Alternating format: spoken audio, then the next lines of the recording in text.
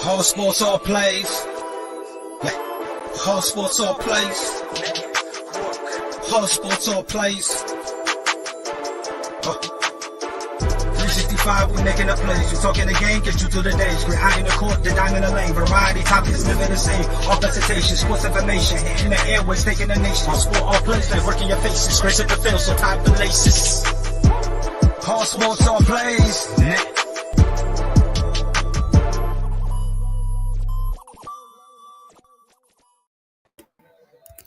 Ladies and gentlemen, how is it going? Welcome back to ASAP Recap. Yes, last week we might have had the skeleton crew. This time we got the whole squad on deck.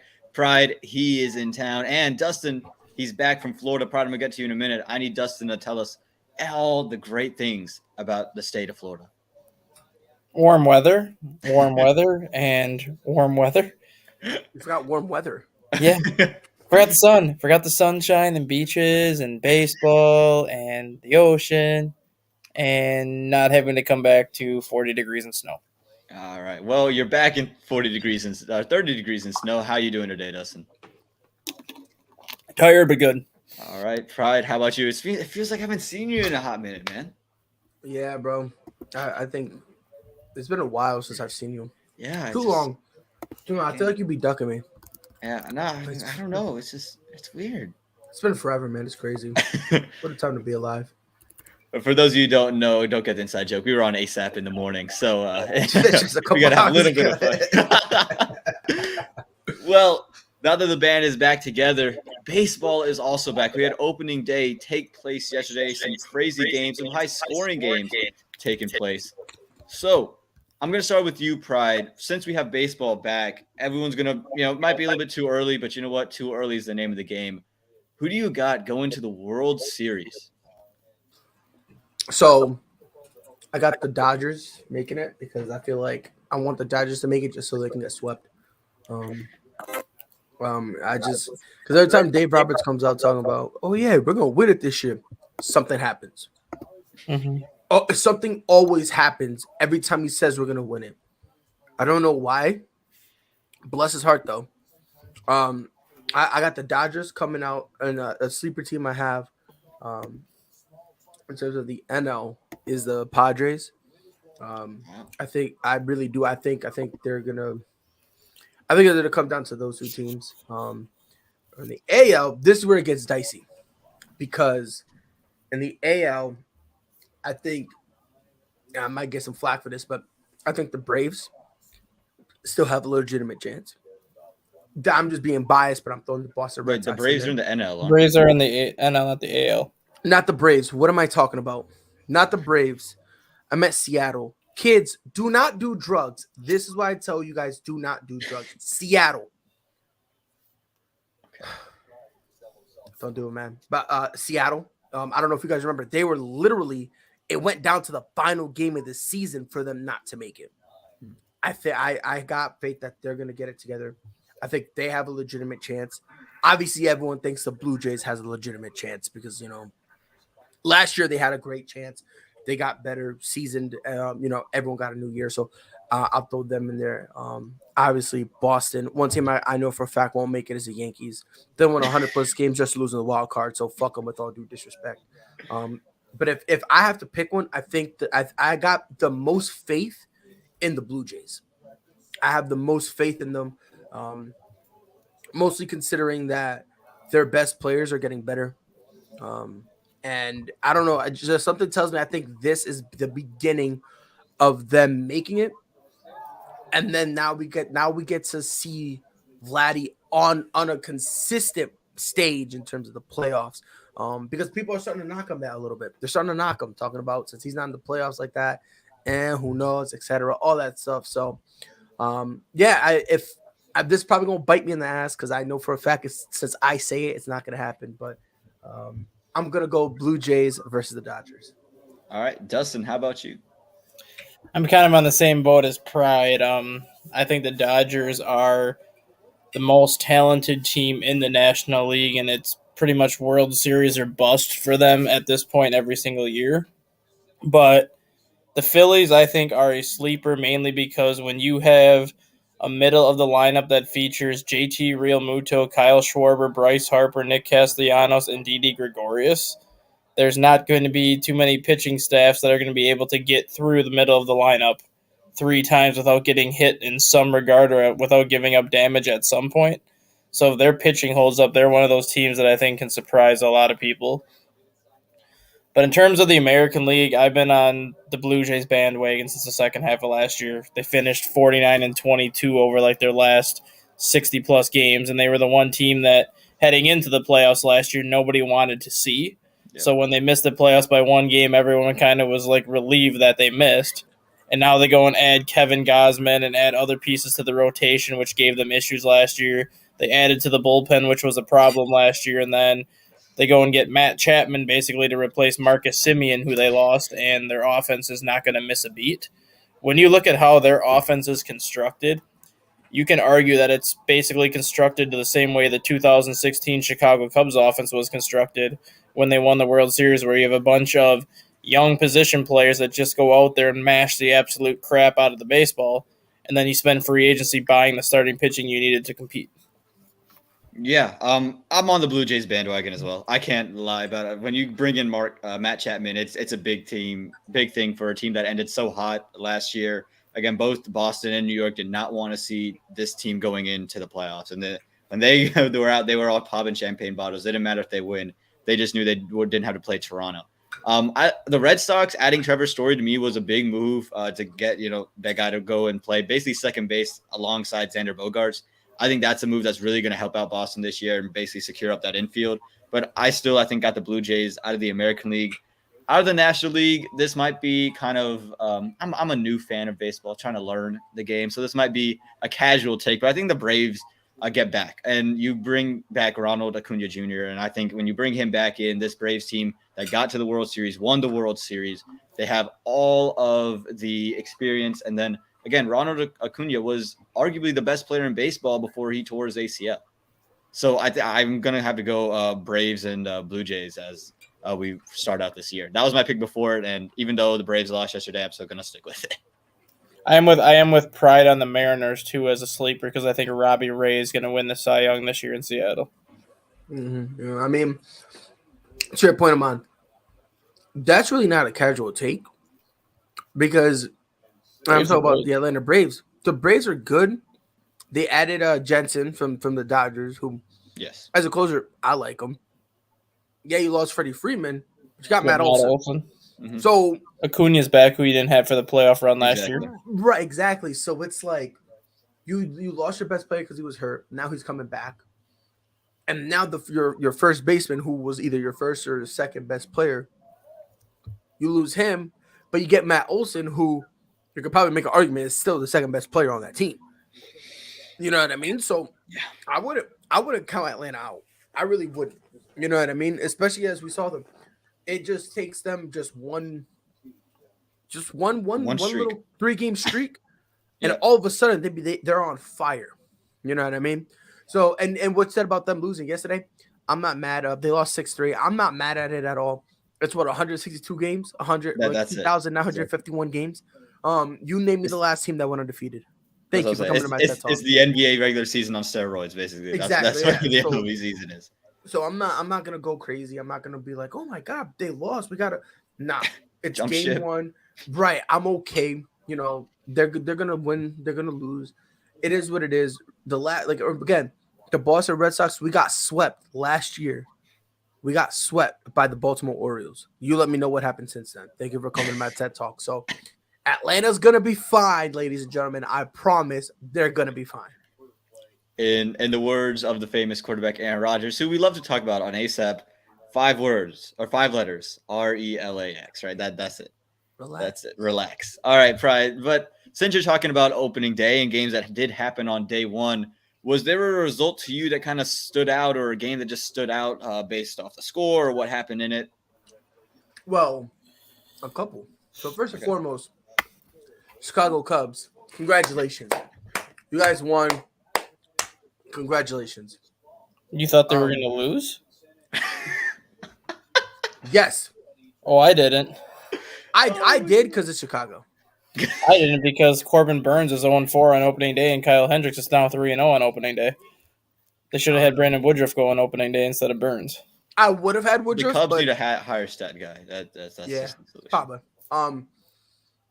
What really one thing that really blew my mind with the Mets, they were able to score more than one run. God bless them, 5-1. God bless them. I was more surprised they didn't go with Scherzer. I'm honestly 100%. I was like, whatever, like live your life.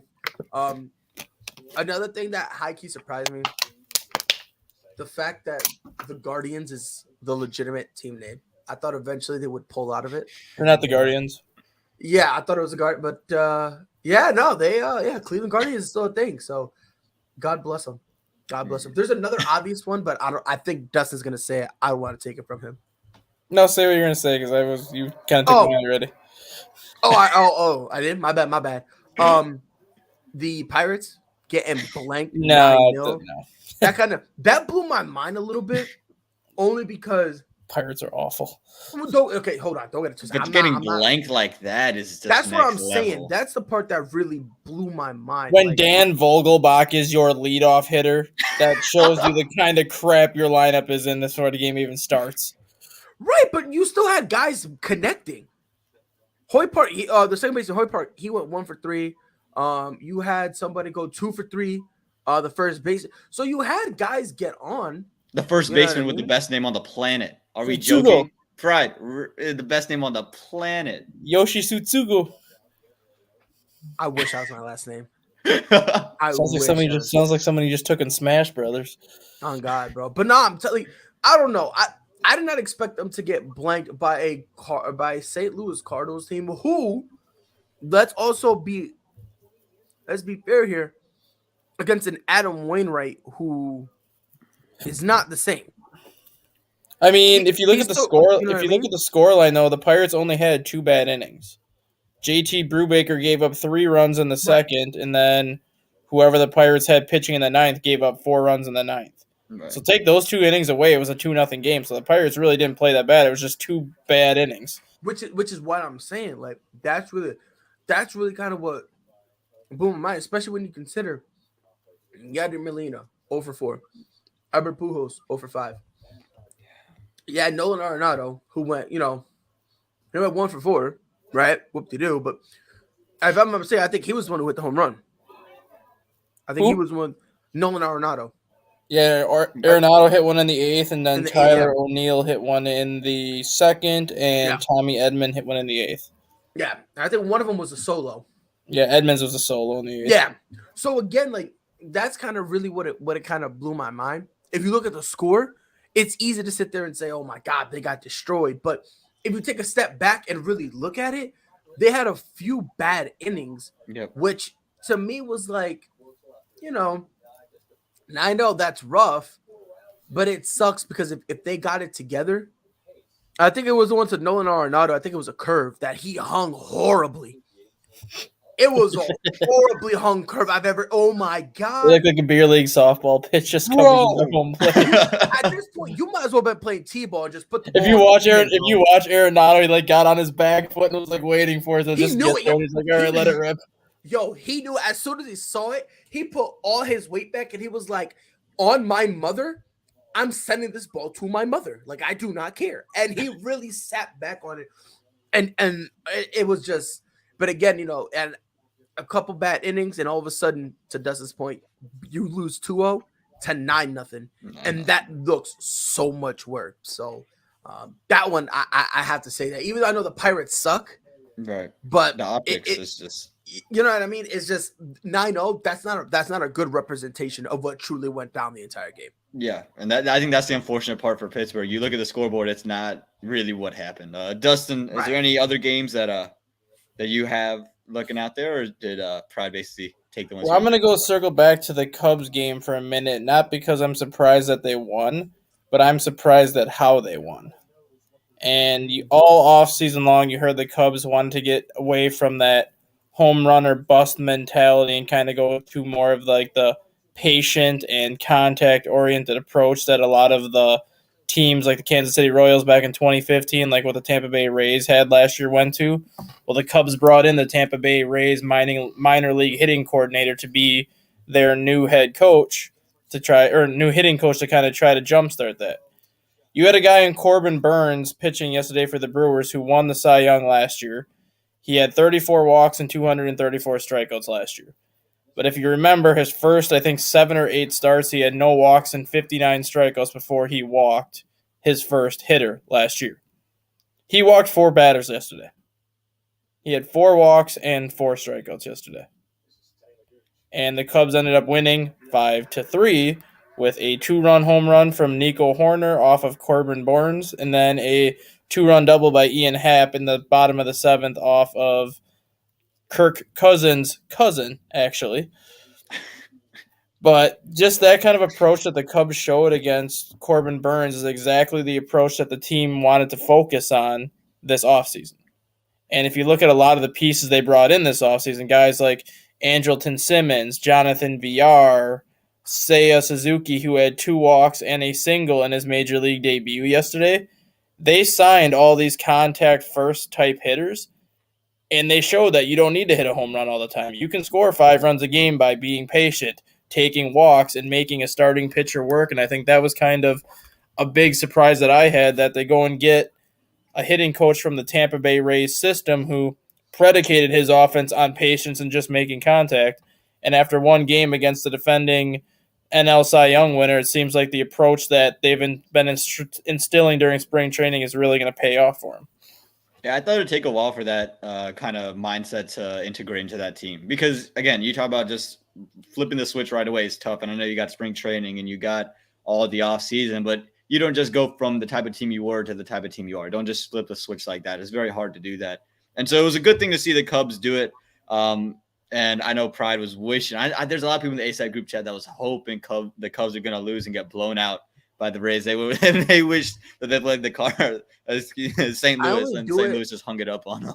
I only do it to just trigger some people. That's it. Yeah. Sometimes you just got to. Sometimes you just got to trigger some people. Of course. You gotta trigger somebody. Well, baseball is alive and it's back, and I know that makes Dustin very, very happy. But we're going to talk about something that doesn't make a lot of people near me very, very happy. We're going to jump ship into the NCAA Championship game. And if you want to talk about triggering some fans, talk about the NCAA Championship game with a couple UNC fans, and you will know what triggering some fans are. Kansas overcomes the largest deficit of any team to win an NCAA Championship as they knock off number 8 Carolina to win another national title. So, Prime, I'm going to ask you, at halftime of the game, right? There's a lot of people at the UNC camp who thought we got this, and then there's a lot of us who are like, well, it doesn't feel like this is really, like we talked about with the Pirates score. The score is not reflecting what's going on the court. What camp are you kind of on? Were you saying this is going to come back? Or were you thinking honestly that UNC really had this one in the bag? At first, when I was just looking at the score, I thought you could make an argument that it's over. Mm-hmm. But then again, this is the thought process I was having before halftime was over. I then started sitting back and I thought, you know what? Honestly, Kansas has the ability to not only get hot, but let's be honest, UNC can get freezing cold.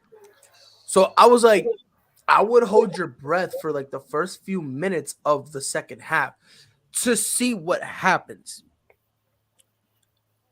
Kansas, I think if I'm not mistaken, there was like somebody fact check me. I think it was like a 5-minute stretch where in the second half where Kansas just basically did whatever they wanted to do.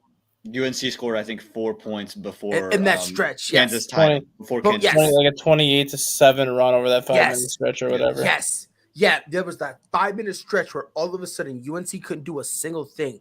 And it just felt like Kansas literally could have done whatever they wanted. It literally, for me, when I'm watching it, I felt like these dudes could just chuck it from half court and they'll win. That was just the vibe. And as soon as I personally felt that vibe, I was like, yeah, it's starting to, shift or whatever. Now everyone wants to talk about Armando Bacot, that whole thing with his ankle. And people said that, if you zoom in, and actually it's true, you see the floor, the gym floor kind of dip a little bit. The NCAA supposedly investigated it and said that the floor was put together appropriately. There was no structural issues with it whatsoever. But a lot of people contend this, and I don't disagree with it. If Armando Bacot is still in that game, we're having a whole different conversation. And the reason I believe that is, think about it. He got injured. They put in his replacement. I forgot who they put in for him. Huff Johnson. Yes, Huff Johnson. They put in Puff Johnson. And what happened? What was the first thing the Kansas Jayhawks did? Went right They after attacked him. That was the first thing they did. If Armando's in that game, they don't attack him. They don't attack him, and they're trying to figure out what's the proper play we could run. As soon as they put in Puff, they went at him the first play. And as soon as I saw that, I was like, it's a wrap. It's over. Because at this point, they now found a weak link they're comfortable exploiting. And when they found it, they did what they had to do, and they won. Shout out to Kansas. Again, like you said, the largest deficit, and they gritted their teeth and they kept pushing forward.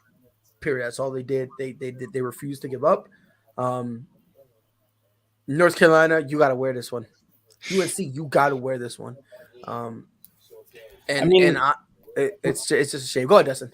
Do you realistically think UNC has to wear it though? Because yes, I'm on the other side of the fence where that Duke game was their championship. Where anything after that Duke game in the Final Four was kind of, if we win, we win. If we don't, we still beat Duke in the Final Four in Coach K's last game. That's why I remember we were having this conversation, and I would agree with you if North Carolina didn't have that massive lead in the first half. Yeah, but at the same time, looking back at that game, I think both of us are going to agree that North Carolina and Kansas played the best of anybody in the tournament from start to finish, which is why they were there. Yeah, Kansas had the scare against Creighton in round 2, but outside of that, like, Kansas played dominant. Well. And after that Creighton game, they got better with every game after that versus North Carolina started so hot, just annihilating Baylor and Marquette right out the gate, and then took down UCLA. You could tell that, like, North Carolina was on a hot streak and kind of getting on the run they were getting on. Right. But looking at that first half, North Carolina played great, but Kansas couldn't have played any worse than they played in that first half. And even like that, North Carolina had that big double-digit lead. I don't think anyone expected Kansas to play as poorly in the second half as they did in the first half. So I know a lot of people expected Kansas to make a game out of it just because you had to look at it and been like, well, North Carolina played about as good as they could play. Kansas played about as bad as they can play. Mm-hmm. Yeah, right. Absolutely. And just real quick, and go for it. Like I said, for me, the only issue I have, like I said, this is just me. The only issue I have is just the fact that if it was a close back and forth game the whole time, then I agree with you, Dustin. Then it wouldn't have mattered. You know what I mean? Because you went out and you did what you could. You fought to the bitter end. It didn't go your way, but you can look back and say, hey, we beat Duke. We did what we did. The only reason why I'm saying they have to wear it, with you having a double-digit lead, the largest lead ever, and to somehow, some way, fumble it so bad, like, that's why I personally say they gotta wear it. And I've seen a lot of UNC fans on Twitter saying that the only reason that they lost was solely because of the fact that Bacot went down. And I say this, it's not that, because when Bacot was there, these guys were still going on a run. Yeah, towards the end, Kansas was cooling off a little bit, sure, but they still were within reach. So that's personally why I'm saying they got to wear it. Justin, I do get your side, though, because, again, they beat Duke, which was their white whale. That's what they wanted. As soon as they saw the opportunity, if you asked them, what would you rather do win the championship or beat Duke, they would have said beat Duke easily. That's why I'm honestly surprised the game was as close as it was against Kansas, because I figured after the way they beat Duke and how much emotion went into that game and just having to take Duke's best punches start to finish for 40 minutes, the way that second half played out, Kansas outscored them like 48-29 in the second half, I think it was, or something like that. That's kind of what I expected the national championship game to be. I thought Kansas was just going to run them right out the building just because I thought North Carolina wasn't going to have anything left emotion-wise and energy-wise. And I was in that same boat. I had Kansas winning the national championship game because I just thought Carolina, their whole identity was, we're an energy-based team. We're going to outrun you. We're going to out-hustle you. We're going to out just everything you. And We're just going to take it from you. And I just didn't think they had anything left after that Duke game. And really, to me, what was kind of crazy that they were still in it at the end of the game. Okay, Armani Baycock's not in the game. All right, and they hit the big-time shot over Brady Manick. And now you got 10 seconds, basically, to go down, hit a three-pointer to tie the game. I was just so shocked. Not one of the decision not to call a timeout from Hubert Davis. And then also the shot selection. Okay, you take a long fading away three with 9 seconds left. 9 seconds? And then you get the rebound. You're able to push it back out. And then Puff Johnson, you release one with 4 seconds left. And then you get the rebound again, and then it gets thrown away. To me, it was those two shots that just were so boneheaded that if I was Hubert Davis and I got the rebound, I'm saying timeout immediately. I had to draw something up. And they got I don't think they had any left. They had one. They had one timeout left because they used it when they had the out-of-bounds play. They used it to draw some other stuff up. So they had one left. And to me, which is crazy because real quick, just to back you up on that point, a lot of people who were live tweeting the game was confused. Like during that entire scramble, a lot of people were asking, why don't you call a timeout? You have one left, and it's not like you can use it later because you have 9 seconds. Exactly, like you're almost out. And let's say you do end up going to overtime, they give you, was it 2 timeouts or something like that? Yeah, like 2-3 timeouts. So so regardless how many timeouts you have, they give you some. So it's like you might as well just call it now to use it. And I agree with you, Mark. Why that timeout wasn't called? To me, it just seemed like the players in those final 9 seconds, the players and the coaching staff, I think everybody was lost in the moment. 100%. And I think everyone was lost in the moment. And I think it's just the youth and experience of Carolina that we don't see out of those other Carolina teams because, again, Roy Williams has been there forever. Dean Smith was there forever. Hubert Davis, he won the Coach of the Year, so you can't knock him for what he did this season because no one expected him to do what he did. But that, to me, was the biggest moment. Yes, Armani Baycott getting out hurts. You drop 25 points in 5 minutes, hurts. But you're in the game. You have a three-pointer, and you have plenty of three-point shooters. You have an opportunity to draw something up for your best three-point shooter in Brady Manick, and you don't give him that opportunity. Yes, on the inbound play, I think it was meant to go to him, and he slipped and fell. I think that's why Hubert Davis immediately ran over to him. But you had the opportunity with 10 seconds left to call your timeout, advance the ball, and set up a play for 10 seconds to draw something up. And to me, I think when UNC missed that, I said the game's over. No matter what happens here, the game is over.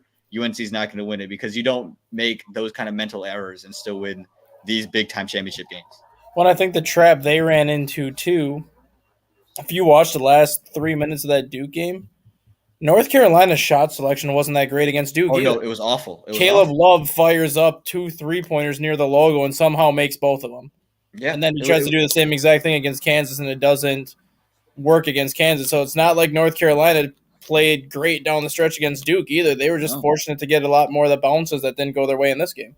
Yeah, 100%. And again, they just fell in. I think Hubert Davis saw the moment, said, you know what, he's going to create this MJ type of shot. They're going to have this picture of him, with the follow-through ball in the air, and it's going to be known as the shot part 2 or whatever. And it just didn't turn out that way. And I think, I'm going to ask Pride this question to you.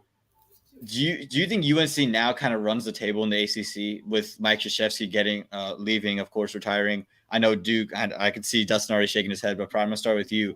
Does this give you a lot of confidence, or at least do you think this maintains UNC's ability to be up top or still continue to be a blue blood school based off what Hubert Davis was able to do in year 1? Well, so here's the thing. On paper, it's easy to say yes. It really is, right? Mm-hmm. Now, in the ACC, if I'm not mistaken, I believe they were second behind Duke this year. No, they were third at Miami. They were third? Because Miami won the ACC. Miami got second.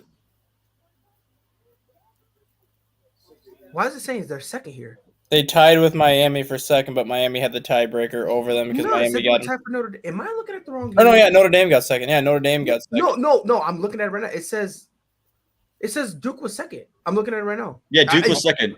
No, I'm sorry. Duke was first. It says North Carolina was second. And I guess Notre Dame and North Carolina had the same record, but Notre Dame beat North Carolina though, so Notre Dame had the tiebreaker in the ACC tournament because Notre Dame had the 2 seed and North Carolina had the 3 seed. God bless them. But anyway, look, regardless, it's so weird how they have it listed here. God bless them though. God bless them. I don't think so, and maybe it's just me. I genuinely wholeheartedly believe that right now. I mean, I don't even think it disqualifies Duke. Let's just get that out the way.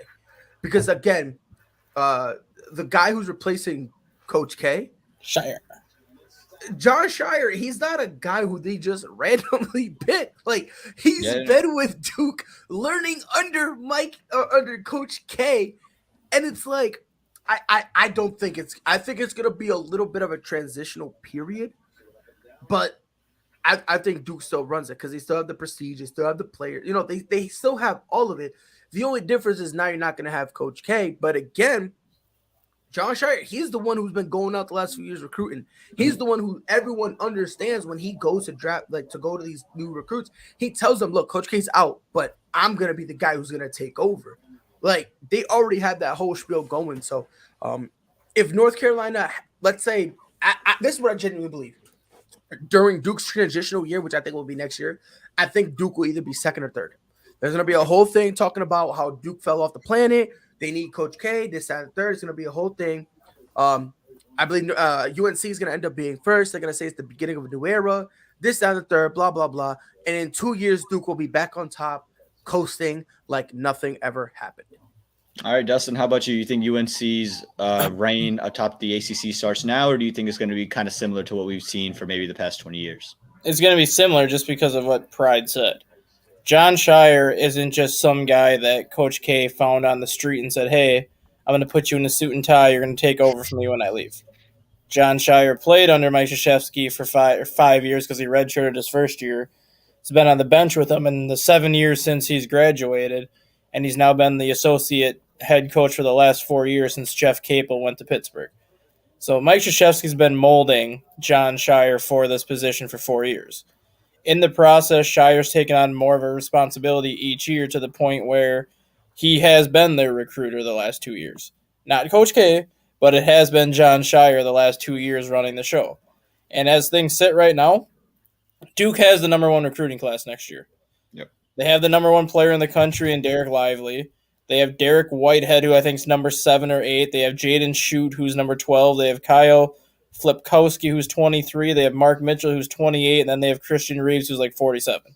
So they have six of the top 50 players. And mind you, to back up Dustin's point, all these kids, they knew that Coach K wasn't going to be there, and they knew they were playing for Shire. Yep. So like that's something we also need to clarify too. So it's not like they're hoodwinking these kids. These kids understand Coach K is not going to be there, but we still want to go to Duke. Yep. And then you have to look at the rest of the roster that Duke has. Outside of Paolo Banchero and maybe Wendell Moore, do you see anybody else on that roster that's going to enter the draft? So legitimately, Duke can pretty much run it back with a lot of the people that started that Final Four game. 7'1" Mark Williams is probably going to come back. Yep. Jeremy Roach had a breakout NCAA tournament. Yes. He's probably going to come back, and he's going to be a junior next year. AJ Griffin was seen as a lottery pick heading into the season, but because he missed the first half of the year with a knee injury, he'll probably come back and improve his stock. Same with Trevor Keels. Trevor Keels was viewed as a top 10 pick, and then he ended up hurting his ankle in January. He will come back most likely to improve that draft stock. So now you're looking at not only the top recruiting class coming in, but you legitimately have a chance to have 3 starters returning from your Final Four team and 4 major contributors returning from your Final Four team. I don't think they're going to take a step back at all. I think ESPN has them ranked, or not ESPN, CBS has them ranked number 5 right now for like heading into the season next year. Mm-hmm. If all these pieces come back, like if Mark Williams comes back, if Roach and all these pieces come back, I'm not going to be surprised to see Duke enter the season number 1 in the country next year just because they're going to have all that Final Four experience come back. Then you're going to unload all these freshmen coming back, and Duke's going to have arguably the deepest roster in the country next year if all these pieces fall into place. And, Dustin, I'm going to do you one better. When I saw that, I said Duke's going to win the whole thing. That was my reaction because Now you have the pressure of Coach K's last year basically off of your shoulders. No one's really expecting you to be back up top, right? They'll say they'll still be Duke, but will they be, the best, the Mike Krzyzewski type best? Maybe, maybe not. So now you have all that pressure off. You still have the experience and the knowledge of Coach K in the sense of the players and the head coach he's picked out. I think Duke is still going to be right up top. As pertaining to UNC, I was really impressed with what Hubert Davis did with, honestly, a team that not a lot of people thought would do much, right? There isn't that big name player out of this one, lost a lot of pieces through transfers. Your biggest player was a grad transfer. So when your best player is a grad transfer, it means you did something right as a head coach. So I think that UNC is only going to get better. And I don't think this rivalry falls off too much from the likes of the heydays of Krzyzewski and Dean Smith and Roy Williams. But to your point, Dustin, I think Duke, to me, I think they're going to win the whole thing. I just think everything's kind of set up in the way. You're going to get starters back. You get this recruiting class going. You get the pressure of Coach K's last year off. The expectations are a little bit lower. I think this team is going back to the Final Four, and I think they're there to win it. But we have to wait until next year. Does anybody remember where the Final Four is next year? Who cares? It's in Indianapolis, where Duke has 4 of their 5 national championships. Well, wait a minute. Aaman, you think in his first year, Shire gets his team to a championship? Hubert Davis did it in his first year. No, but you're not. You're not listening. You're not trying to get my point. I get your point. Shire's going to have more talent than what Hubert Davis has. No, that's not the point I'm making. If he does that, do people look at Coach K a little differently now? No. You don't think so? No, because Shire's been his right-hand man for 4 years, and every year Coach K has been giving him more responsibility. No. I'm not talking about from that perspective. If you watch a lot of, as an outsider looking in, his first year with all this talent, and he wins it, don't you think there's going to be some people out there saying Coach K really wasn't that good? It was a talent carrying him. I have a question. The 49ers, who was their head coach when they won those Super Bowls in the 80s? Good point. Bill Walsh, right? Who won the last Super Bowl for them? Who was their head coach for the last 2 that they won? Bill Walsh. And does anyone discredit Bill Walsh? No. That's not what I'm saying. The only thing that I think people Bill are Walsh going got retired, and then the next coach came, and then literally that year they won. They did with the new coach. Yeah, they went back to back with Bill Walsh. You said no. Bill Walsh won in 83, and then 88 he won. He won 3. So whatever they did in the early 80s, 83, 88, and 89. I think Walsh won, and then that's the repeat. Walsh won 89. Yeah, he was there for the repeat. Yeah, because remember it was the whole thing he wrote out on top. No, I thought fact check me. Somebody fact check me. Look up fact check me because I'm saying it, but the more I say it, the more I feel wrong. That's what I said. I thought the new head coach had won the 89 chip. Nah, I could have sworn that was Bill Walsh. Bill Walsh won 3 Super Bowls with the 49ers back before he went out. He won. Let's see. Hold on, what is this? I gotta hate Roman numerals. He won Super Bowl 16, Super Bowl 19, and Super Bowl 23. So he didn't have any. And then 24 was the new guy. Yep, 24 would have been the new guy. Right. Okay, so you're right. So that's what I'm saying. You really don't look at Bill Walsh any differently, right? Because so I don't think it affects his legacy. That's cool. If Mike Krzyzewski only won 1 and then never won another one, and then John Shire in his first year wins 1. That's something different. But I think if you go back and watch the Final Four really close and not pay attention to the product that's on the court, but kind of pay attention to the stuff around it, who was coaching the Final Four game for Duke? If I'm mistaken, it was Shire. Yeah. Mike Krzyzewski was not doing very much in that game up until those final couple minutes. He let John Shire pretty much coach that entire Final Four game on his own. So the fact that not only it was Shire thrown into the fire, basically, obviously Mike Krzyzewski still has the top say in it because he's still there. But the fact that Mike Krzyzewski basically said, "You're taking over next year. This is your team pretty much now. You want to do you at this point."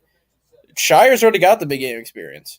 He knows what he knows what went wrong against North Carolina towards the end. He knows what he needs to do to improve, and he knows that if he gets these pieces back, what he can do differently to make something happen, because he's, I think, filling in for Coach K is like 9-2 or 10-2 as a coach.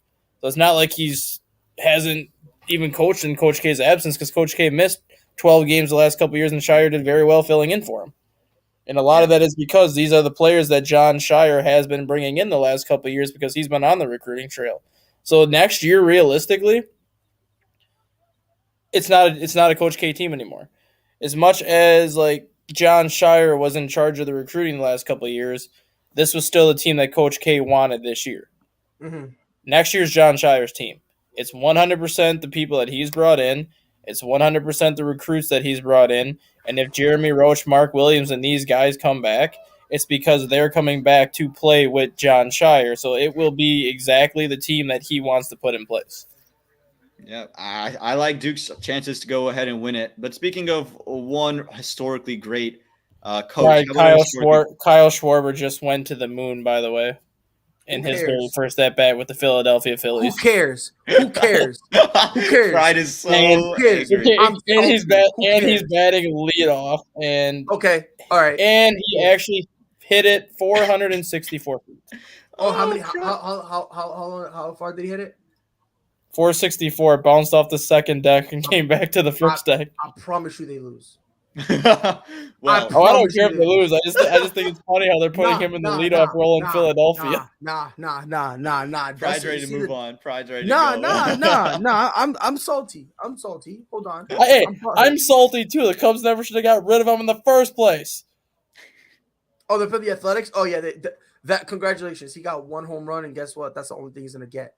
Oh, well. Why'd you leave me? Well, a player who hasn't left us is Tiger Woods. He is back playing in the Masters and had a pretty decent day on round one. Finished 1 under through the day, a really good round after 508 days without playing any competitive golf. But it's got off to a shaky start off today. He is +4 on the day, +3 in total. He's tied at 40th through 7 holes. Currently, the leader is Danny Willett, who just grinds my gears because he stole the 2016 Masters from Jordan Spieth after Jordan went into the water 3 times at number 12. Screw Amen's corner. Danny Willett has played 9 holes. He is currently 4 under. Dustin, I'm going to start with you. I know Tiger's way down in there, but do you just see a way Tiger can – the cut right now, the projected cut is at +4. Do you see a universe – where Tiger Woods goes and wins this 86th rendition of the Masters? I do see a universe that he will, mainly because of the weather conditions that everyone has to play in today. If he can at least make the cut, which I still think he's going to do, even though he's at the cut line right now, but I do think he makes the cut today. But even the people that had good rounds yesterday did not have great rounds today. Mm-mm. So let's just say he goes 2 under the rest of the way to finish 2 over par. And the leader, like you said, Willett right now is sitting at 4 under. He would be 6 under with 2 rounds left. We've seen Tiger Woods make up 5 strokes in 6 holes. So 6 under for him is nothing that is going to bother him because he's made up that kind of ground before. He made up 6 strokes the last time he won the Masters. He was down 6 strokes with 21 holes to go, closed the gap to 4 holes heading into that final round, and then ended up winning by 2 strokes. So, I mean, he's not going to worry about it. I just think, because they said the weather conditions the next 2 days, it's supposed to be around 80 degrees down there tomorrow with very little wind, and then Sunday is supposed to be in the 70s with very little wind also. As long as he can make the cut and kind of put himself in that position, he does have a chance to win, because we saw how he looked yesterday when the weather conditions were much better than what they were today. So I do think he just needs to get through the conditions today to set himself up. Pride, how about you? Do you see Tiger Woods able to get back the ship on the right course and see himself up to number 1 and hoist another green jacket? First and foremost, we're beating the Yankees 4-3, so you can do me a favor, Aaman. You too, Damien. Lick my nuts. So you want to throw that out there. Now, Tiger Woods.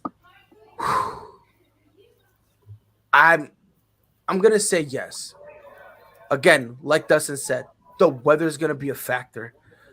People who had great outings yesterday all of a sudden look odd today. And you're not going to tell me it's because they fell off a cliff. It's not going to tell me because they're trash. It's the weather. I think Dustin, I think you said this, or somebody said this morning.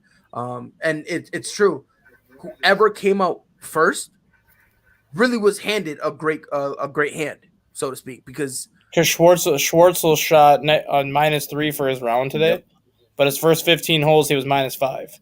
His last 3 holes he was +2 because that's when the wind picked up. So like he got out before that wind came through, and he was like crushing it. And then once the wind came through, it's like, oh crap, now we got to play a different line. Right, but again, like you said, as soon as he was able to just get on out. Right now, you said the projected cut is 4 over. 4 over. So, and again, that's exactly where Tiger Woods is at. So I think it'll be fine. I think by the end of the day, the cut ends up to +5. That's what I think. Everyone's it's sloppy. I've been watching it a little bit, and I've seen people on the green. I've seen them putt. The putting's been unbelievable with the wind. It's just been unreal.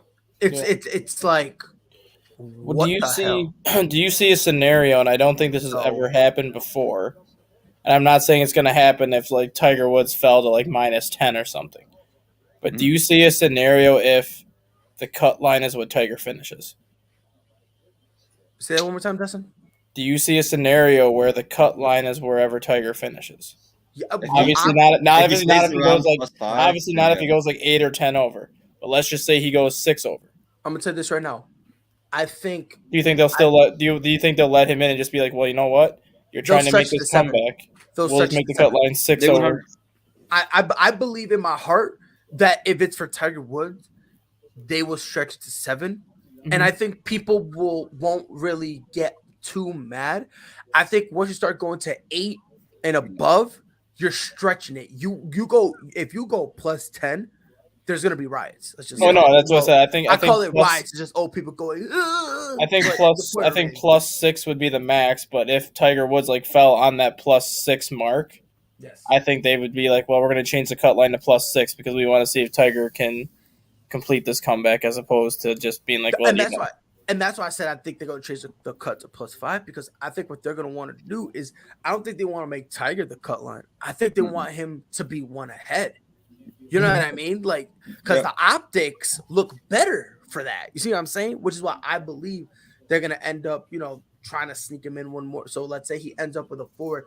That's why I think the cut lines end up going to be 5. So that way they can say, oh, look, Tiger was one ahead, all that stuff. I do agree with what Dustin said.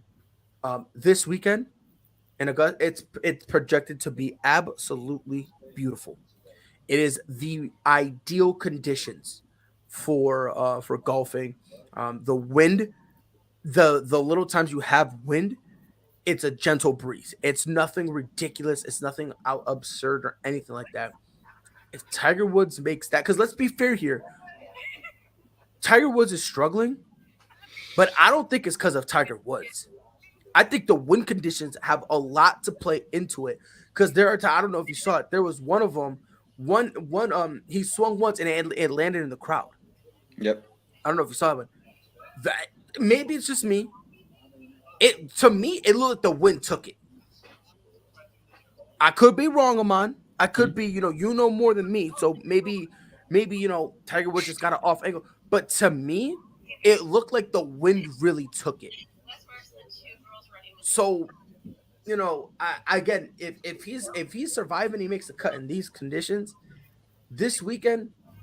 I think he has just as great a shot as anybody. Heck, maybe even more because, again, this is Tiger freaking Woods. So, but yeah, to win it all, I give him a legitimate chance. I really do.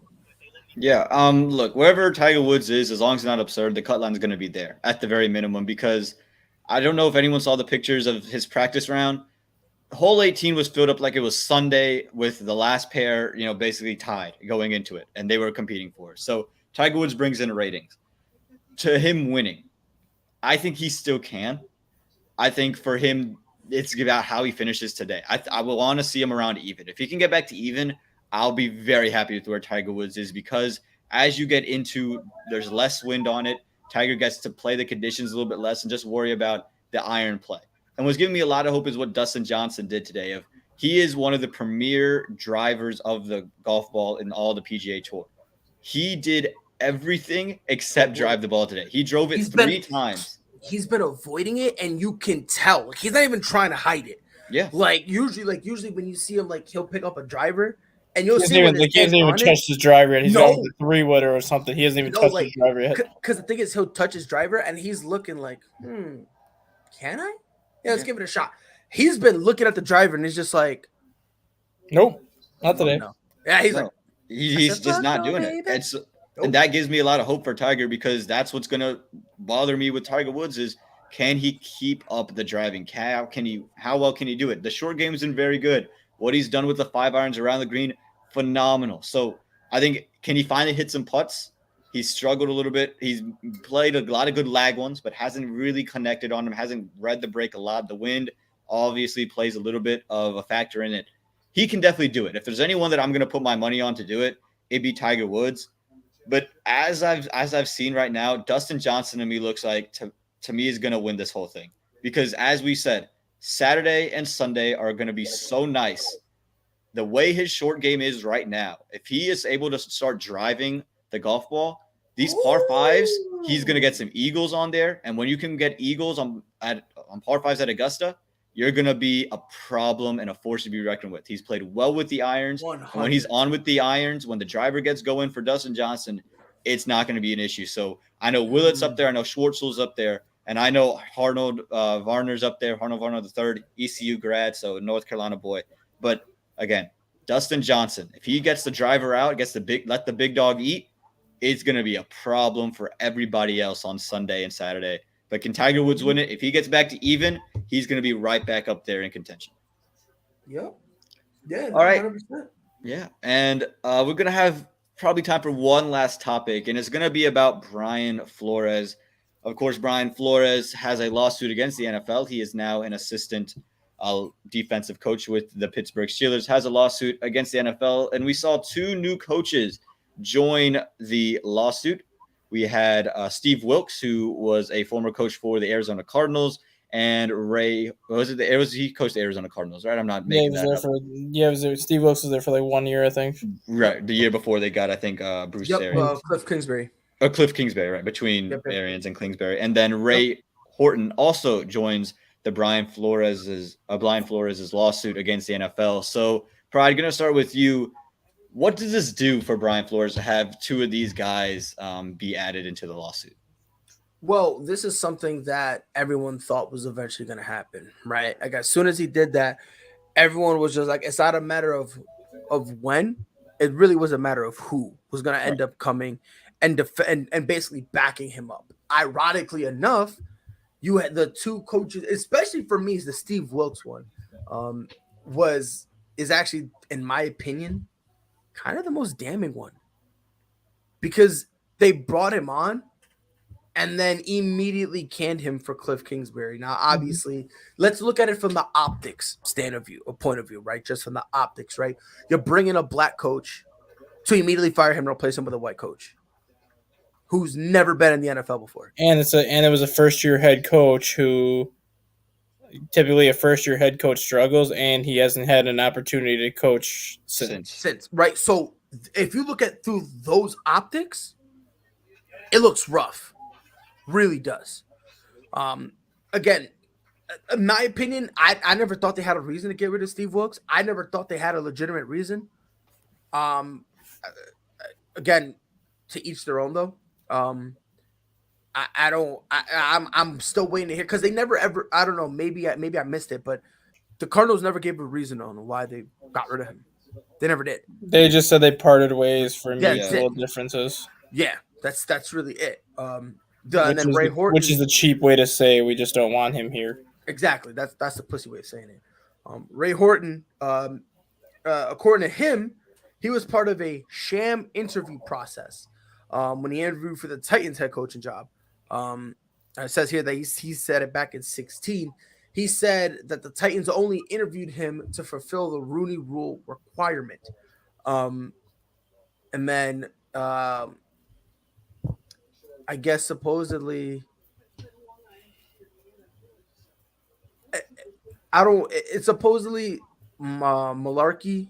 Malarkey. Mike Malarkey was told before they interviewed Ray Horton that he was the head coach. Yep. And they basically and mind you, this is not speculation or conjecture. If it's a lie, Mike Mularkey told it. If Mularkey's speaking Mularkey, then it's on him. Right.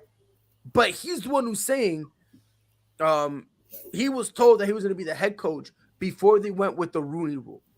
And he said, he's like, and this is an exact quote. And so I sat there knowing I was the head coach in 2016 as they went through this fake hiring process, knowing a lot of coaches that were interviewing, knowing how much they prepared to go through those jobs, knowing that everything they can do, knowing that everything they could do, and they had no chance to get that job. That to me, in terms of the optics, the Arizona Cardinals one is damning. But the mere fact that Mike Mularkey, the recipient of that 2016 job, came out and said, this was a sham. They gave me the job and they only interviewed Ray Horton only because of the Rooney Rule. Mm-hmm. Once you start getting into that, once you start working your way up to that type of situation, now, I'm not a genius, right? I tell people this all the time. If you ask me what 1 + 1 is, I got to get a calculator, and I'll still tell you 3. Mike Mularkey ain't a brother. Last time I checked, he was white. Last time I checked, he's Caucasian. Am I right or wrong? No, you're right. So for him to come out and say this, him being a white coach who's a recipient of this, for him to, because usually the coaches keep their mouth shut on this. They usually do. Like Cliff Kingsbury, if you ask him about the whole state of West, he keeps his mouth shut. He won't keep his mouth shut. Why? Because he's glad he's benefiting off of it. The fact that Mike Mularkey came out and said, look, bro, there's some shiesty stuff going on here. If that is not a damning piece of evidence, I don't know what is. I don't know what is. When the recipient of the job is telling everybody, oh, yeah, no, it was fake. They never had a chance, and they promised, they told me I had the job. Yep. That tells you all there is to know. And you ready to hear the funny part? Brian Flores is still going to lose. That's the sad, sad part of it all. Well, is he really going to lose, though? I think he is. I think he's going to lose in terms of maybe never coaching as a head coach again. Yeah, that's what I mean. I'm talking about the grand scheme of things. I think he wins because I think this opens the door for all these other African coaches and minorities to become coaches. So, yes, he may not win on a side of he might not get a head coaching job again, but he's going to win in terms of what he did helped all the other minority coaches get the ultimate goal of being a head coach, being looked at as an equal, being in a fair hiring process. Well, this is a funny statement that Damien put in. So Adam Schefter apparently tweeted out that one of the reasons why he got fired, he as in Steve Wilkes, from the Cardinals was because he wanted to draft Josh Allen and they wanted Josh Rosen. Well, I guess you could say it's a similar situation of why Flores got fired in Miami, though. Yeah. Flores didn't want mirror imagey. Yeah, 100%. Tua wanted to, or Brian wanted to stick with Ryan Fitzpatrick that first year during Tua's rookie year because Tua was hurt, and they were winning with Ryan Fitzpatrick, and he didn't want to take Ryan Fitzpatrick out because Fitzpatrick was playing well. And then last year, he was not sold on Tua and wanted Deshaun Watson. And the owner said, no, I drafted Tua. We're sticking with Tua. If that's the case with Wilkes, it's the exact same situation where Wilkes wanted Allen, but the owner's like, nope, we want Rosen. We're going to take Rosen, and you're going to have to just deal with it. And also, Flores wanted Herbert and not Tua, right? So it's the same kind of situation in there. I think what this malarkey soundbite does is it kind of makes it less speculatory, right? I think a lot of people are like, so what proof do you have? Like, do you have anything, or is it just like a feeling? And again, I think a lot of it comes from some of it comes from innocent place, and some of it comes from this place of you just want to make an excuse. Right. And now there is none of that anymore, because here's a guy who got the head coaching job saying this is what they told me, and he's going to go on public. It's not like he said this to a secret source. He said this on a podcast live so everybody in the world could hear it. He knew he was going to get clipped for this, and he did. So now you got to take it seriously. So I think this lawsuit is now where Brian Flores wins the lawsuit. But to your points, it sucks because he was an amazing head coach. He won with a quarterback he didn't believe in, a bad roster, a bad ownership, and he won with an owner that wanted him to lose on purpose. Exactly, and that's not possible in the NFL. You don't win, and he won consistently and brought him to the brink of the playoffs consistently. So this guy we know can coach, and it's a shame for the NFL that he's not going to probably not going to ever get another spot. Just real quick, so you remember when Will Smith slapped Chris Rock? Yeah. The Academy has just banned Will Smith from attending for 10 years. Wow. And all of his projects were just put on hold as well. Not all of his projects. Most of them. I think there's a couple independent ones Netflix took his projects off. He only had one movie scheduled to come out in 2022, and that one is still coming out. But the only thing that he really lost they kicked him out of the Academy, which I don't know if you guys know what that is. Yep.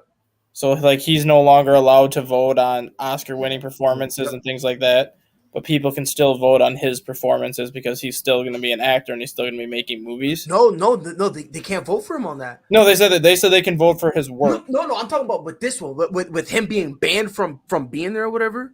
He's basically banned from the Oscars, and they can still vote. They can still vote on his stuff. He just can't attend. No, they can't. They banned him for getting recognized for it. Oh. Yeah, bro, they went balls deep on him. Jeez. Well, also some news. Tiger Woods just made a birdie on number 8, so now he is 2 over on the day. Which again, climbing up in the right place. I said as long as he gets to even. I was about to say this too when we were talking about that. All Tiger Woods needs is one of his Tiger moments. Yep. Whether it's a Tiger shot or just a run of a couple birdies here and there, and then all of a sudden he'll get on that run again. If he gets back to even or 1 under, Willett just made a bogey, so the leader's in at 3 under right now. And he's good. That's what I'm saying. If he gets to even or 1 under, he's back like this because the scores aren't getting to 8 under based off the weather conditions. Everyone who thinks is going to get to 8, 10 under, that's not happening until you get to the weekend. Today is all about getting to even. It might not even happen this weekend either because they were only 3 under yesterday. Yeah, but the weather conditions will be a lot better. I think the wind kind of picked up yesterday as well. That's a good shot. So again, if you get to even 1 under, if you're at 2 under, you have an opportunity to win this whole thing. So Tiger, as long as he keeps coming and gets around even, he's going to be in the thick of it because again, if people are still playing today, the only person still playing is Willett, and he's not going to get past 4 under. That's just that's the whole case of it. But to your point, real quick, I want to go back to Malarkey. Mm-hmm. That soundbite is going to be played 100% a lot.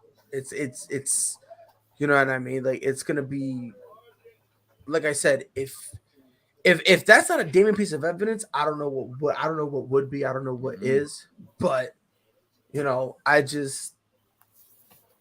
I'm telling you, man, I don't think he's gonna win. In terms of him getting a job again, I don't think he's going to because I think the NFL is gonna put a bad stigma on him. He basically made his bed and now he's got to lie in it pretty much. And I think that's right. He said he was okay with it too, right? Yeah. Like when he first said, he said, "Look, I know I'm not gonna I probably won't get another job, but this is bigger than me. It's for everybody else to follow." Yep. Right. So if you're willing to sacrifice, you know what, do your thing, and you know what, he's in the right frame of mind to be doing this. But that's all the time we have on ASAP Recap. Make sure you keep tuning in on the Masters. Make sure you keep tuning in with what the Phillies are doing over in the MLB because I know Pride is checking that score constantly to make sure that there isn't another homer being hit by the leadoff man. And Pride's giving me the stare of don't ever come back on this show ever again. This is my show. He's saying I'm the captain now, basically, with those eyes. Hey, Pride, if it makes you feel any better, you get to see Kyle Schwarber once a year against the Boston Red Sox every year. Every time he comes up, I want him to get hit. I don't care. Dustin Pride ain't never coming back to this show after what we're doing. Bro, ever. Fuck the Yankees scored. I hate my life. Well, that's how Pride's feeling at the end of it. Dustin, any last words for the people? No, just thanks for filling in for me last week, Pride. I know. I didn't fill in, bro. I fell asleep. What happened last week? I missed this. Joe did. You gotta thank Joe. Yeah. Thank Joe for filling in for me last week. I have no idea what did I miss now. I knocked Oh, out. man. I died. That was crazy. All right, guys. Well, thank you guys so much for tuning in to ASAP Recap right here Friday, 3 p.m. Eastern, 2 p.m. Central, every single Friday. And we'll see you back here next week. And until next time, be safe, y'all.